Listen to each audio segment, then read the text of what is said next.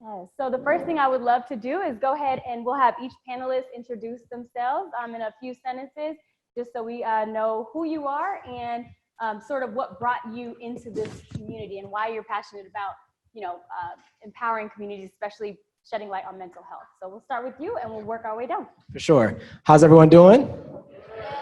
Good to see everyone here. Thank y'all so much for coming out tonight, this afternoon. My name is Nate Araya. I am a filmmaker, digital storyteller, community builder. I love and enjoy producing different stories and content that is pertaining to our community, people of color, immigrant experiences, diaspora experiences, and providing inclusive spaces where we can really dive into things that affect our community. So this is why I'm here, and thank you all for having me. Hello, everyone. My name is Gracie Gebra Selassie, or Tsega Beloved, and I'm a multimedia artist and student. I work in graphic design, painting, drawing, music, and poetry, and I use my practice to communicate ideas and values that I don't really know how to talk about directly, or I know how to express directly, and I use whatever medium I can to, I guess, share my lens while making others feel kind of seen and heard through what I want to highlight. And I'm also an advocate for mental health. I was diagnosed with bipolar disorder in 2017, and ever since it's been a very long, and that's my niece, Abigail. Sorry, yes. It's been a long journey, and I'll be sharing a little bit of my experience, and I'm so thankful that each of you cared enough and prioritized this event enough to be here tonight. It's a big deal. It means a lot, and I know a lot of people feel seen and heard and knowing that their community cares about this issue. So thanks for coming out. Hi, I'm Corey Lee. I am a licensed therapist here in Atlanta, Georgia. I have a private practice, and I specialize in cognitive behavior therapy. My main passion and purpose is to help people identify their thoughts, link them to the emotions that are kind of keeping them held back. And that's where primarily I focus on with my clients. My population ranges from kids as small as 3 all the way up to adults that are 75. So there's no specific age range. Anytime you're in need of therapy, it's the right thing to do. And so we're really trying to normalize it where people know that it's not, doesn't mean you're crazy if you have to go to a therapist. Just means you're in a place in your life where you need somebody to help you out. So that's what I focus on. Thank you. Thank you. Corey Lee, you hit something, that we're definitely going to be talking about, normalizing this conversation, reducing the stigma. We talked over the phone about it. I know we've talked about it. Gracie and I, we've discussed it as well. But, there's this stigma around mental health. And even people that I invited to come out today were hesitant, to be honest, and it shouldn't be like that. We should be able to openly have discussions, whether or not you're facing a lifelong mental health condition, even just to be aware, even to understand how it affects all of us, because in some shape or form it does. So would love to hear just from each of you how we can all work together to overcome the stigma, and I don't know, maybe just a message on why the stigma exists and how, again, to overcome it. Whoever, I know, that's a heavy one, but we're gonna start up here. So yeah, I think just having conversations and events like this, it really does help to normalize it. When you think of the word normalize, it just means culturally and abroad, making it normal for people to have conversations. If you're having a situation and you need somebody to talk to, again, we need to normalize. It's very normal. We all have times in our lives where we struggle with something. Maybe it's the patterns you're seeing. Maybe it's your relationships. Maybe you're not communicating. Many of us are not taught to communicate on a level that people understand. We have a lot of walls up. We've been hurt. Maybe you have trauma. So I think the first step is really having these conversations and letting you guys know when you do have a situation to reach out. There's so many resources. I know we're going to talk about that later. There's so many resources available. It doesn't matter about your financial status, doesn't matter about your race or socioeconomic background. Therapy is available. And so that's a great way to start, is just events like this. Thank you. And thank you for being here today. We'll have one of you all answer it. I think we got enough mics, so everybody. Yeah. Yeah. Thank you. I was gonna say, I think one of the big causes of stigma is probably portrayals of mental health in media and film and television and art. I think that there's, and at least to me, and like how I see in the past like 20, 30 years, when I would hear in the news about celebrities shaving their head or going off the wall, we kind of gather around people with mental health issues up there, like there's some kind of spectacle, and like it's not something that anyone could undergo, anyone could experience. Like Hannah said, you don't have to have a lifelong condition to struggle with anxiety or to struggle with depressive episodes or to struggle with any kind of like mental health issue. So I think it's also about trying to look past what you've learned, kind of unlearning what you've been taught and told about mental health, especially sometimes in traditional, like from traditional backgrounds and cultures, especially there's like religious stigma that inhibits people from exploring mental health resources because they're afraid of what it might mean about them in regards to their spirituality. That's like another kind of source of stigma. And I think that all of those things kind of get in the way of people just accessing basic mental health resources, therapy, psychiatry, medication. There's so many different things that are available. Even just talking with friends about your anxiety and your depression is something that like you can do to make it normal so that your friends feel like they can talk about it now because, oh, well, they brought it up, so I guess it's normal for me to say what I'm going through. So that's what I think. Yeah. As for me, I think every project that I engage in, every story that I produce always starts from a place of familiarity within myself and my community. So I got some family members that have been dealing with mental health differences, as well as people and friends within my community. Some are graduating college and then they're panicking and coming, have certain forms of anxiety because all their life they've been told how to live a certain way and everything has been linear until you get to a space in your life where it's not linear as much anymore. And then you don't know how to navigate a lot of these external pressures that have created internal conflict. So I just made a point to myself that, when I have kids and for our next generation, we have to be able to be in a position where we pass something more than trauma. Like we have to, because at the end of the day, we have our parents, my parents specifically, have migrated to this country, have carried on their own issues of traumatic experiences that they don't know how to deal with it. They don't know how to share it. They don't know how to experience it. They're afraid to walk with their children through it. So we grew up with this idea of a picture of perfection, right? And we compare ourselves and we think that just because someone has a great highlight reel, we compare that to our behind the scenes. So now we're in a place where we're siloed. We don't even know how to speak with one another. So I created this film to elevate this conversation because at the end of the day, you can't heal what you don't reveal. So if you're not able to reveal certain things that you're dealing with, it's hard to heal from it. So part of this film process and this community event is to be able to talk about, first, what has impacted you as an individual? It's okay. We've all been impacted in one way or the other in some form or fashion. So what has impacted you? Identify that. Then after you identify it, articulate it. Because if you can name it, then you can be able to diagnose it. You can figure out how to deal with it properly. So identify, articulate, then navigate. Now you're able to navigate. And when you navigate, don't navigate it alone, because I did wrap up with this quick event we did in Austin. And one of the a psychologist that worked in the military, he said something that was so interesting to me. He said, trauma is experienced individually, but healed within community. And that hit me on a different level because it helps us understand that how the power that we have amongst each other within this community to help each other heal and grow and be better. So that should be our goal tonight. And that's been kind of my experience with mental health and why I made this film as well. Well, we can't wait to watch this film, right, y'all? Y'all ready? Well, thank you for that. Thank you for each of your responses. And you don't each have to answer this next one, whoever may feel like they can share. But, this was something that someone did submit in for us to address in today's discussion. But this was about medication practice and the fear of finding the route that fits, fear of medication and avoiding medication because you grow up in a culture that, no, you're not taking any medication for that.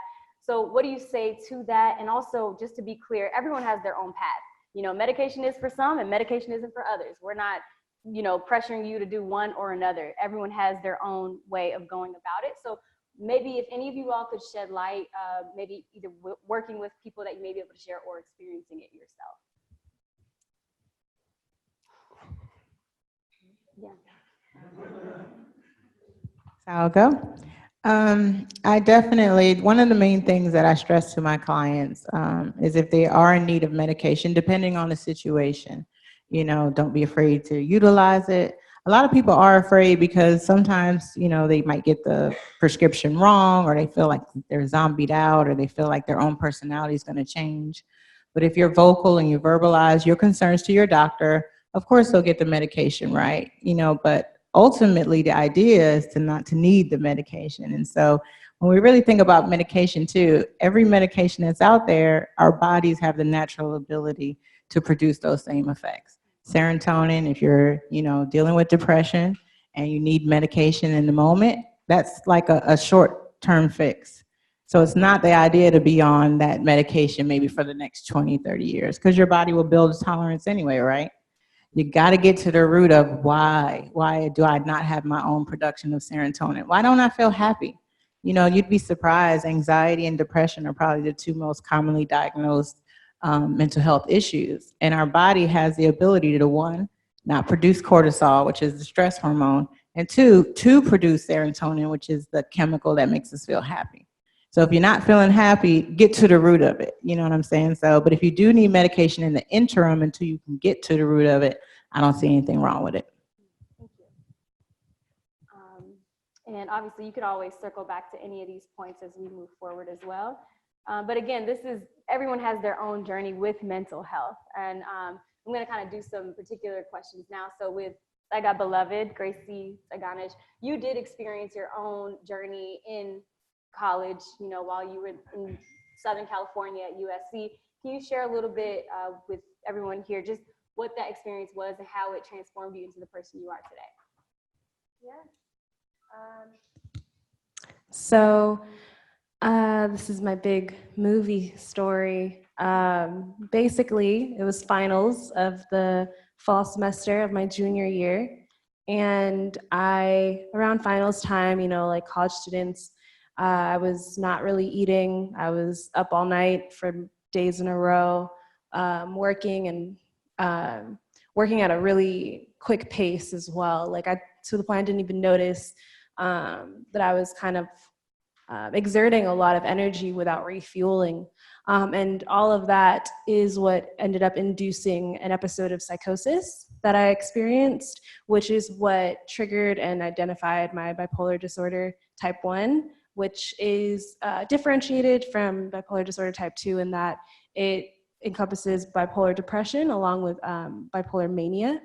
And the mania is what I had kind of peaked at that point. I spent 7 days in a mental hospital in California, and it was a very scary experience. My whole family, I mean, my family's here in Georgia. I go to school. I've been spending school the last 4 years 1,000 miles away in California. So when it all happened, they all flew out, and it was a very jarring experience. But I mean, for the first few days, I didn't even know what was going on because I wasn't really able to separate reality from what was going on in my mind, like this kind of fantasy that was going through my mind.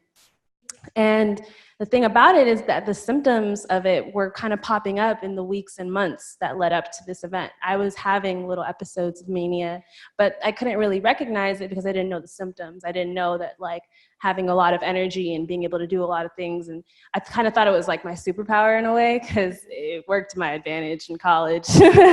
But at the same time, I should have, if I had known, you know, maybe I would have been able to identify it before it got to that point, which is why awareness is so important, because then it's not just symptoms that go unnoticed. It's something you catch and you treat before it even gets that far.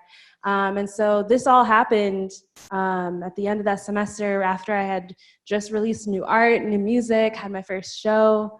All of these things that I was very excited about kind of had to be on pause for the next 6 months as I took a semester off from school to recuperate my mental health, be with my family. and start my medication journey because my situation is a little different since I have a lifelong condition. I'll be on mood stabilizer / antipsychotics for the rest of my life. Kind of like my dad is diabetic, so he's always like, look, Gracie, like I have to do it, you can do it too, you know, like it's, you know, it's just another one of those things. I will say with the medication journey, it was very hard. I gained 50 pounds in 6 months from the first set of medication I was on. Did not help with the depression, but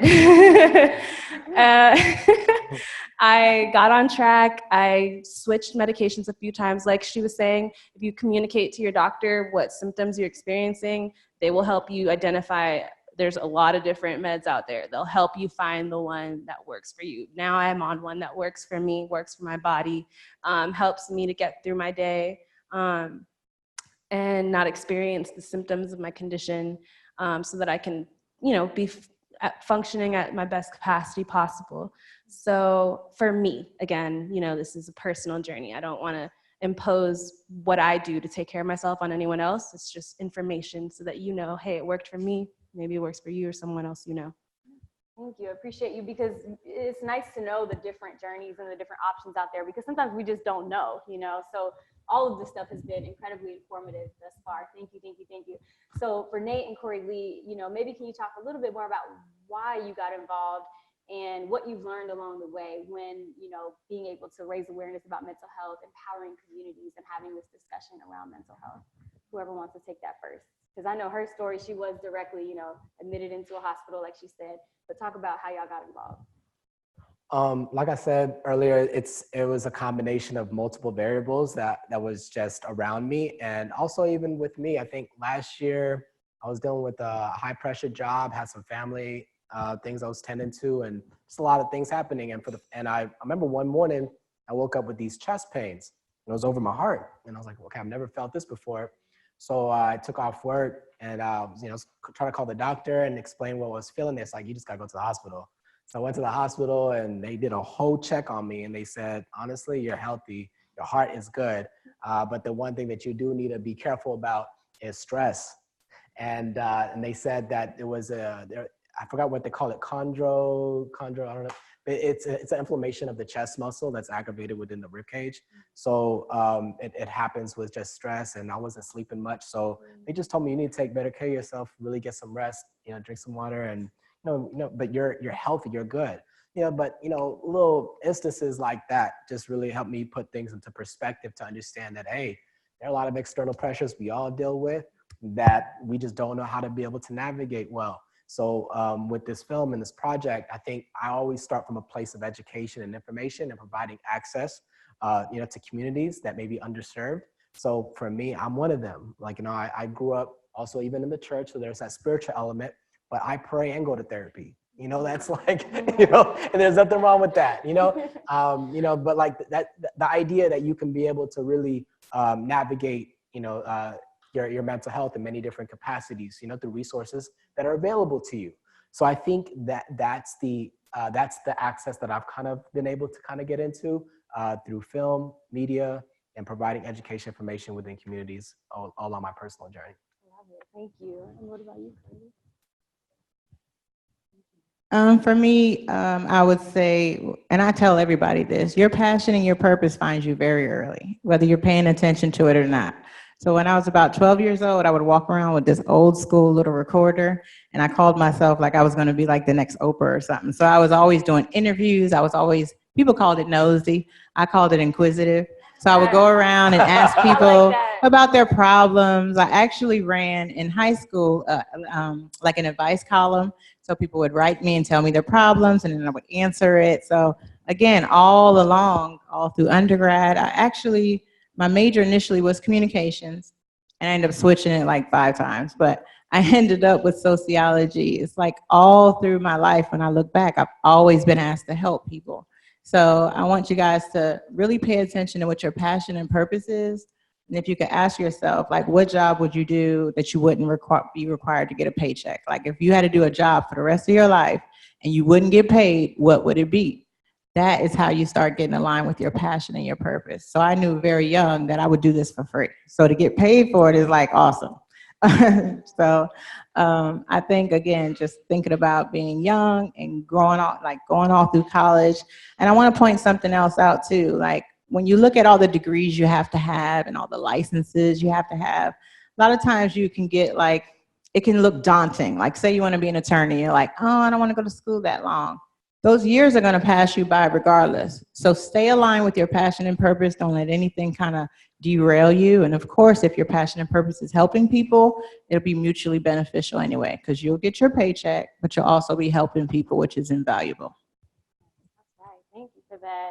And I do want to just say that, you know, I appreciate you too. We just met in the past month, and this is our first face-to-face today. So extremely grateful. You know, we're on the phone, your energy, everything, obviously your skill sets and everything you've built through your company. Happily ever after. So yes, in case you are interested, I would definitely recommend, you know, you all to stay in touch with her, and we'll have information. There is information on the Eventbrite as well. So we need, you know, good people in the community leading services like that. So thank you for that. Yes, and speaking of services, we will open up the floor for some questions. I have plenty more, but I know time. So if anybody does have a question, we'll get to that next. But just maybe can you go ahead and point to some resources? We want this to be informative. We want you to hear testimonies, but we also want you to know about some resources in the community. So maybe what are some that may be beneficial to folks here today? Is that okay? The main one that I want to point out is the one that a lot of people don't know about. Typically, if you need a therapist, you go to Psychology Today. Like that's the main site that everybody goes to when they're looking for a therapist. So you can, or a psychiatrist, a psychologist, whatever. So you can actually put in your search parameters and it'll refine it down to your area, find somebody close to you. You can search by how much you want to spend. So that's Psychology Today. There's also Therapy for Black Girls, and that's a specific site that highlights African-American therapists, female and males, that are in the community to help you. And the last one I want to tell you about is Open Path. A lot of people don't know about Open Path, but Open Path Collective is a site that therapists like myself volunteer to have so many sessions per month through Open Path. And I think the range of rate is it's $30 to $60. Most times it's $30 a session. And we as therapists dedicate so many hours a week to making sure that therapy is affordable for everybody. Therapy is not a luxury item. Everybody should have access to good mental health services. So Open Path, if you're ever in need and you're worried about the money part, Open Path can help you out. Yes, add that to the list if you haven't, even if it's not for you, even if you can pass it on to a friend, you know, definitely add that one to the list. Thank you. You all have any additions or? I would say if someone was in this seat right now saying that, how can I help someone that may be dealing with a mental health difference, but I'm not like educated or I don't have this degree, I'm not a psychologist. You know, this is what I've learned, at least through like these different events. If you can be able to listen, I think that's a huge source of help. I've learned through difficulty of dealing with close friends because within my work, I'm used to solving a lot of problems and meeting needs so much that it's a natural inclination for me. But I've learned that with people that have mental health differences that are close to me, they don't want to be fixed, they want to be understood. So I think that was a big thing that I had to learn, that as a friend, how can I offer my services as an individual that may not be, you know, super educated within this area or have a degree. I think, you know, there's power within community. So if you can be able just to listen and you don't have to have all of the answers, but you just help them wrestle with the questions and guide them even with some of these resources as well. I think it's a multitude and a lot of data points that really contribute to our mental, emotional, psychological well-being. So I think that would also go a long way. Thank you. You guys are getting some motivational speaking today. Did y'all know that y'all were gonna get that from these three? Well, thank y'all so much. I do want to open up the floor for some questions just because we're running tight on time. And if anyone has any, I have plenty more to ask. So if y'all don't have any, I will jump back in. Do we have anybody that may want to ask right here? And all of you guys are so great. Dr. Lee,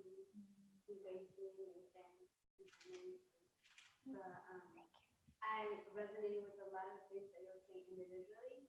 And Gracie, I just wanted to tell you that you're so lucky to have a father that is so like empathetic to what you're going through. He's diabetic, but he's like, hey, Let's sing our hands together. I got to. I love it. And Nathan, with what you were saying, like, it makes so much sense. Like, our parents are they're so traumatized, especially as immigrants. They're so traumatized, they don't even know they're traumatized. They're like hardcore scars.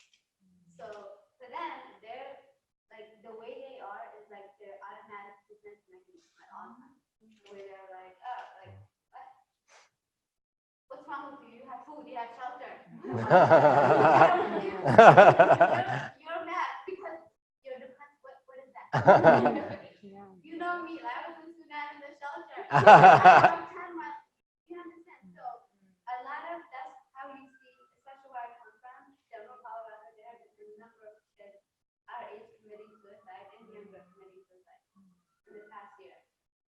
Think about 3 kids that I know of, that I knew, that I've seen, that I've interacted with, literally killing themselves. And these kids, they're not poor kids. They're coming from like professional parents. These kids are brilliant, amazing, and IT. One of them died with well over six figures in his account, and he was still in college. Like, himself. So it's not money, it's not this, but because of where our parents, where they come from, and we don't get, the kids don't get, they're not getting the love and affection from their parents. They're not getting the sympathy or empathy that they're looking for. They don't, our parents don't know what depression is. They're way beyond that. The trauma they have experienced is way beyond it. But like for us, we're here. It's not even our I think our generation, we have navigated that. We have figured out how to be how our parents are. We're like, you know what? They're like that, but we're gonna be better than that. We're gonna do more. We're gonna step above and beyond and make it better. But there are kids that are younger than us, they're not getting it. They're not understanding it. So how do we reach out to them? To the parents. How do we support them? How can we tell them that, you know what, your parents, sorry that your parents are like this, because they're growing up in this age of social media, they see so much happening. They're just like, man, why can't I celebrate Father's Day with my dad? Why can't he appreciate that? Why can't I not tell my mother happy Mother's Day? She would appreciate that and like give me that, reciprocate that feeling that I want. They're not getting that, and they're just,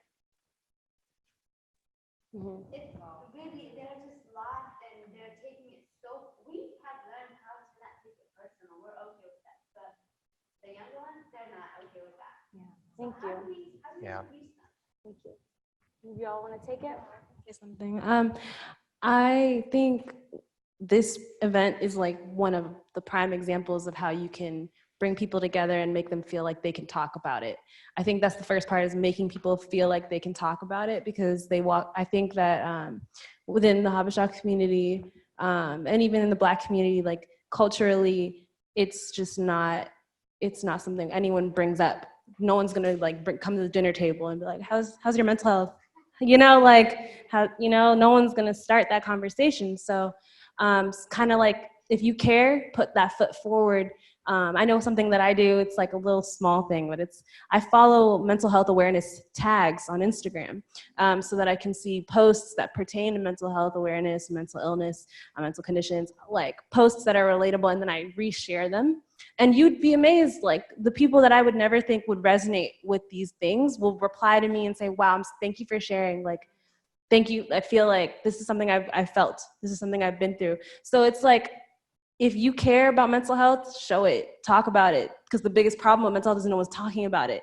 And once that happens, that's gonna allow people to feel like, okay, like there's one person I can see that I can have a conversation with about this. And that could be the difference for someone, like, you know, having someone that looks like them, that comes from their same community, openly talk about it. So that's what I would say is one thing. All right, we got a couple more questions. Why don't we go here? We'll go to you and then we'll go to you. Good evening.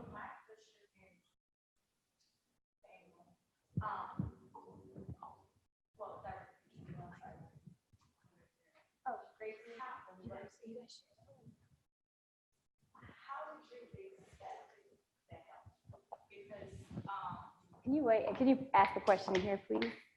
Thank you. Just because we're recording, so we'll be able to get. Oh, it's not. Accept the help. It was a very difficult process. I'm very stubborn. Something that happens, especially when you're taking medication, is you think that you're fine and don't need it, and then you stop, and then the symptoms come back, and then you're like, oh, wait, maybe it was helping me out, and that's why I felt good enough to stop taking it.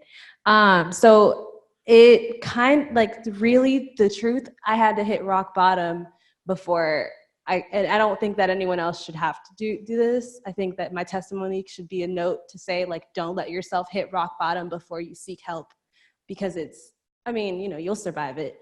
I believe you will, but you don't want to have to go that far. For me, I got to a place where I kind of just said, like, I'm just going to do anything I can to get better. I don't care what it is. Like, I feel so terrible right now that I just, whatever it is. And then I started picking up things like changing my diet completely, exercise, therapy, and psychiatry every month, and regularly take my medication, not allowing myself to skip. Like, it's kind of a moment where you have to really choose yourself over everything you've ever heard about mental health, and choose yourself over everything that is in your head, like stigmatizing it, and just say, like, I don't care what other people say about this. I don't care what other people think about this. I need this right now. Like, I know what I need, and you have to provide yourself with those needs, whatever they are. So, you're welcome. I was trying to make sure that I can take that portion. Yeah. For a personal experience I have on that. As for the doctor, Yes.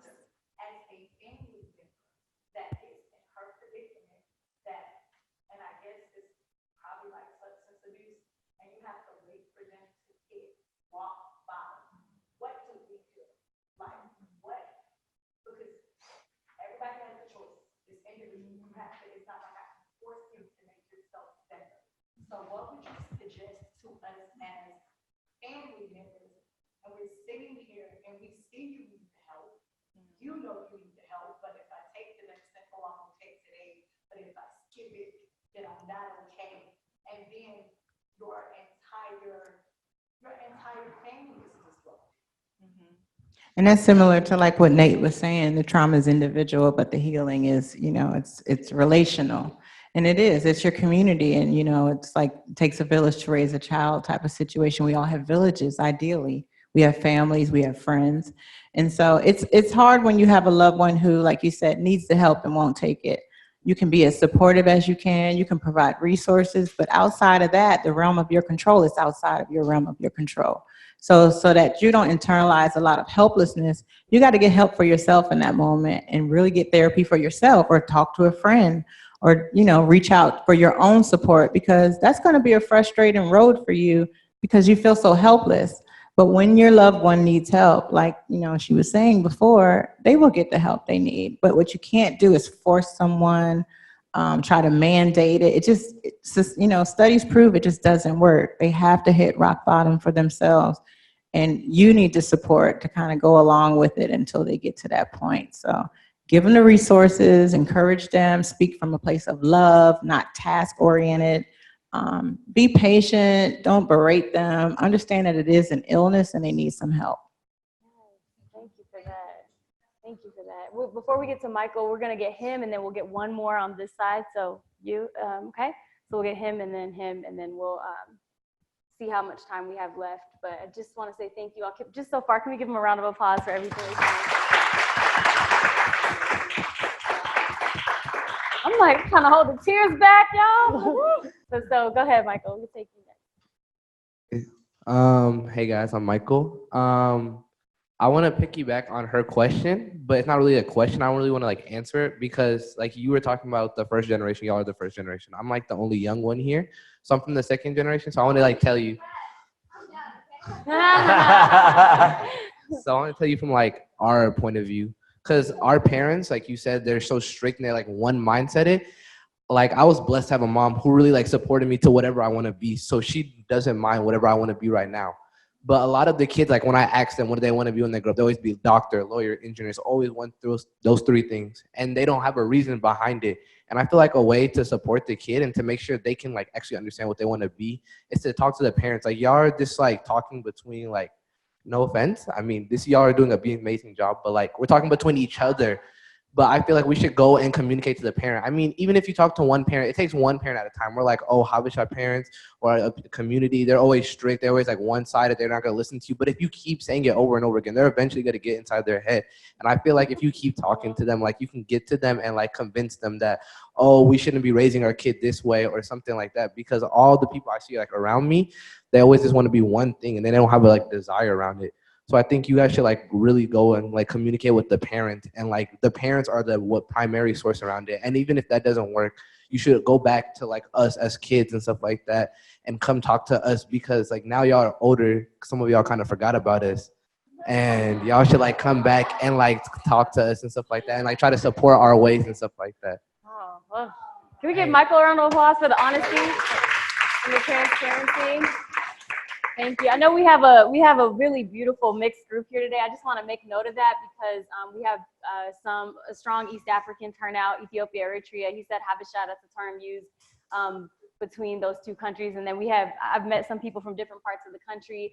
But I think that the Black experience, we share so much in common. And to be honest, I'm really happy to see the diversity of melanin in here today. So I just want to give everybody a round of applause. I really do, because we're stronger together. You know, we really are. And so to see this today, this is really beautiful. So thank you for your points. We'll get a couple more on this side, and then we'll go you, and then we'll get one more after him. Yeah, and I noticed I've been for 1 year. You know me, I'm on the street. I been about a year in Washington, D.C. I was on a lot of convention expo, and then Jantala, you might know them. But I see all youngs. I don't see no fathers, mothers, and then there is a big disconnection. And then the same thing, the same problem, the one you're talking about. The one I was so amazed is in New Jersey. Everybody brought their mother and father. They were talking about the guy, a little guy, he killed himself. His family was thinking he's gonna graduate by scholarship, but he wasn't getting it, so he disappointed, he killed himself. So that's the reason they have that convention. And then the other thing, you guys, you're not taking the community over. I see in Ethiopian Sport Federation, those people, they've been running it like 36 years. Ethiopian community they running it for every time I see those people for 20 years. The young generation, they have to take over. You have to take over. The radio station, a lot of people listen to radio station. You guys, you're not on a radio station. I don't care if it's AM and FM. That's the only way. And now the shururu time is gone, that a health problem. I went to Ethiopia. I went to Eritrea. People start screaming, talking for the little things to say, how are you? Say, how are you? That's scary. You know what that means. Somebody's talking for a little thing too high. That means he has a problem. And then I was the highest stressed man in Atlanta. You know me, I was building a lot of things. And then 2018, I say, I have to get out of there. I left it all, everything. And now I see the problem. So please take over the community. Tell those people that's enough for you. All right, thank you. That's the only way you can solve the problem. Thank you. We appreciate that. Between you two, you know, maybe the next one we can do something like that. Everybody bring a parent or an auntie or an uncle or a grandparent, somebody, a guardian. That's a great idea between what you all are saying and also doing more community events. Do we have one final question from this side before we get our last words from our panelists? All right, we'll go ahead and get final words. So thank you again. If we can bring the mic. Oh, did you have one? Or? Good, okay. So I guess just to wrap it up, yeah, their information is on the Eventbrite. So if you all, go on each of their websites, follow them on social media, they're all wonderful people to stay connected with. So go ahead and check that out. We'll send a follow-up email again with all their contact information in case you need to reach out. But can you guys just final words to kind of sum it up here, just words of encouragement, because this challenge, this battle, it can be so hard. It can. And, to your point about being a family member, I was that family member. And I can say that openly because my sister tells her story today boldly.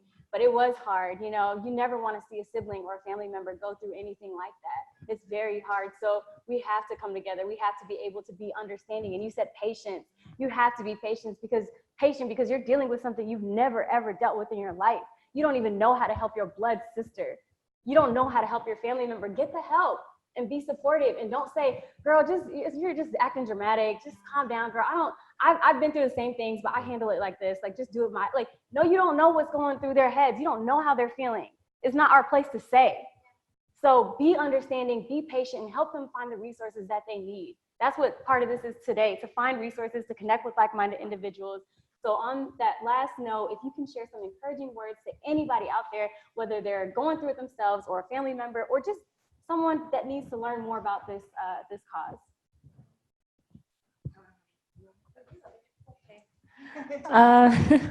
I would say if you're going through it, keep up the good work because you're going through it and you're being strong and you're here and you're present.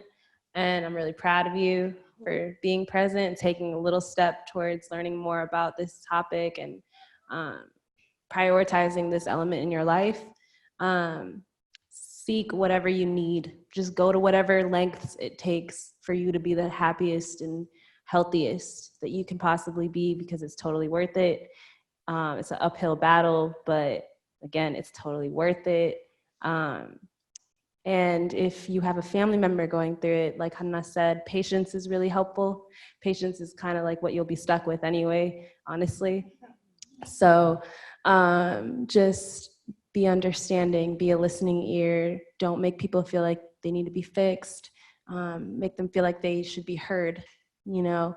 And last, if you just want to learn more about it, and you don't necessarily have anyone directly impacted to that degree or yourself to that degree, I would just say, like, have an open mind, and carry that awareness with you when you're with your friends, carry that awareness with you when you're with your family, so that you can recognize when they need you, when they need someone to talk to, when they might need resources, because that could be the difference for someone, because you cared enough to learn about what it looks like. So thank you. Yeah.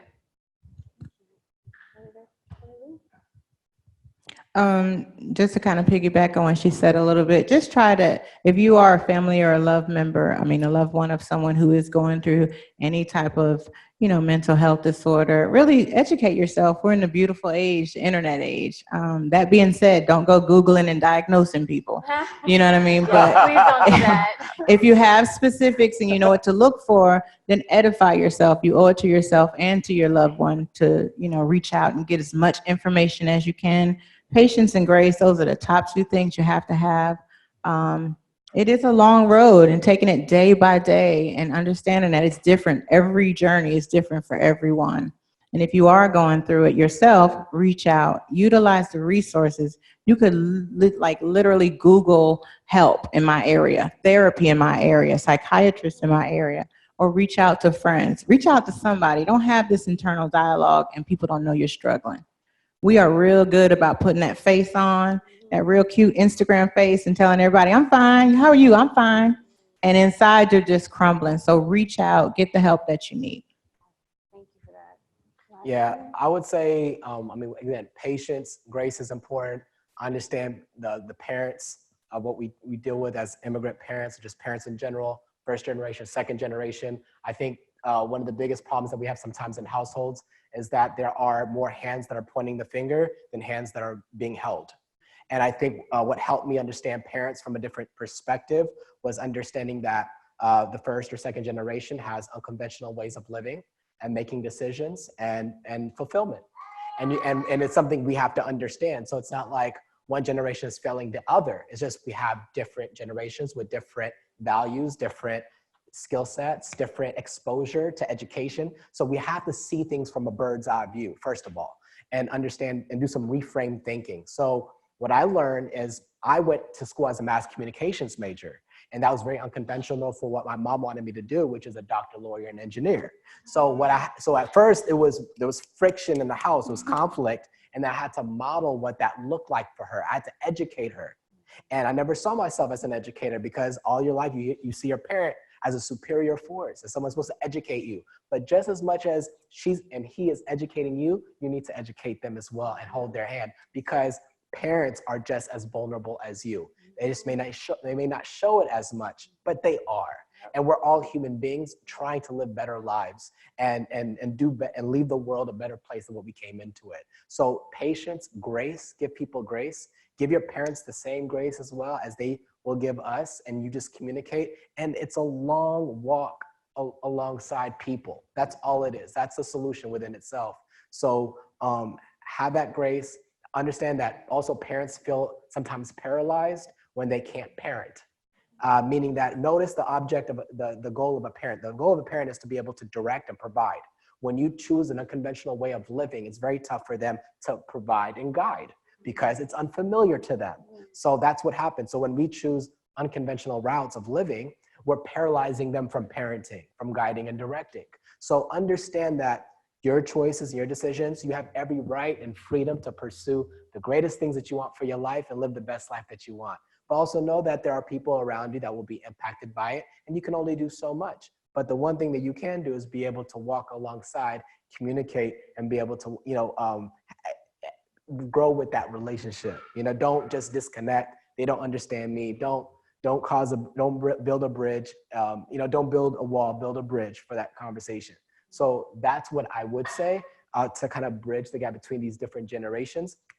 If anyone's interested, I don't know if we'll have time to watch the film tonight. But we are. Oh, we are? Wrap this up and go Okay. right into that. But on the website of the film, it's online as well, and I provided a state of mind discussion guide that can be able to accompany the film. So again, you guys are encouraged to bring parents here, for another event. But also, if you don't get a chance to, go to your homes. Feel free to watch this film and then download the discussion guide. And now you have conversations with your parents, with your aunties, with your kids. And now this is a resource of a source of empowerment. So every family individual here can take it and they can at least be educated on how to kind of guide through storytelling and having their own opportunities of conversation. So that's why I made the film as well.